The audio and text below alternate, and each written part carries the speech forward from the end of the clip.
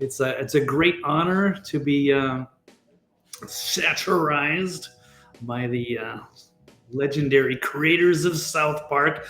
Although it's unclear maybe exactly what their role is. I don't know exactly how much oversight or how much they have to do with the writing of every particular episode. I have no idea what kind of like a $1.5 billion contract. So I'm assuming they've got quite a staff of people, writers and animators and such. I just don't know how much creative control some of the other people have or how that dynamic works. But I'm sure the show has evolved quite a bit.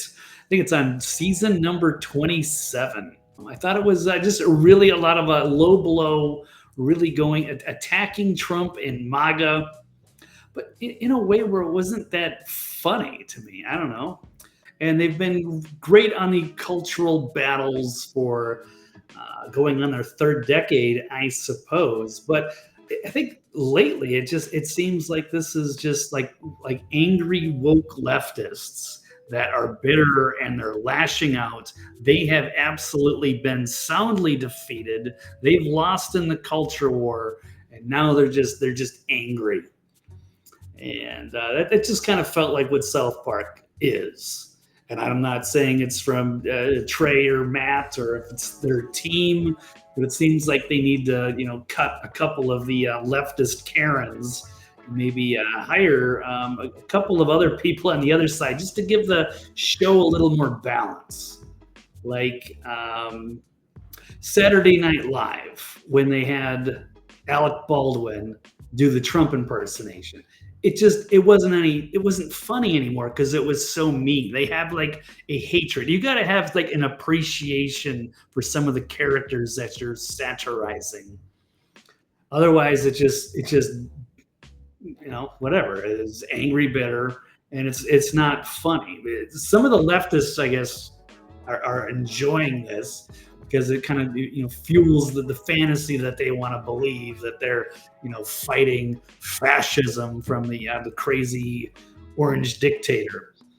But that was basically in a nutshell. Or another one great example from the Paramount Plus, for what's left of them, is the Stephen Colbert, who was funny when he was on Comedy Central, doing his little shtick after the Daily Show, became, try to be more of a regular guy, normal talk show host for CBS. Ratings weren't doing really well, but then they decided they're getting some laughs with the Trump stuff. So they decided, but then that became the whole show. And then there's no longer just a good monologue of going after both sides, like classic talk show hosts of the past, the Jay Leno's, the Johnny Carson's. And it just became a show where it's just the whole thing is just revolved around attacking Trump to the point where just people are sick of it. And then they finally canceled. They lost money on it for years and then finally just pulled the plug. So I don't know if that's the same way South Park is going to go, but not when they have this massive contract, or if they just kind of mailed it in. It seems like it's lazy in a way. There are some still like funny jokes. They do have a fun perspective on world events, but I think they really missed the mark.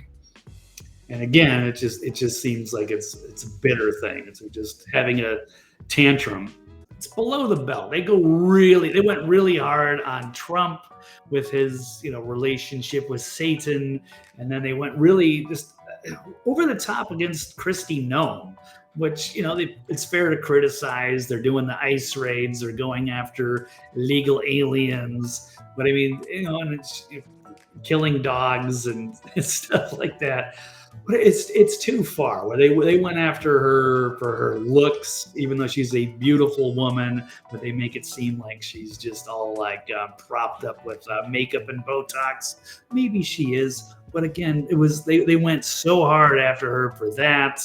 And then Trump and Vance and Trump's micro penis. I mean, some of that is funny, and some of it is just it's too aggressive to the point where it's only going to be funny for the leftists, and you're going to totally alienate everybody else. And then sometimes they're just manufacturing BS, like bringing Christianity and Jesus back into schools. So they're getting rid of the woke principal, who was a great character. They were ripping on the leftist culture. Now apparently they've left Biden and Kamala completely alone, which shows bias. But they have roasted the woke culture.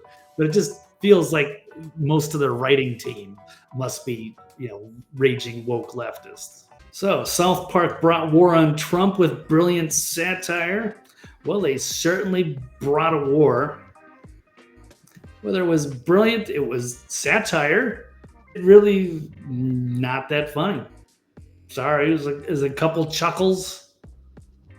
Maybe with more of the Cartman Charlie Kirk storyline.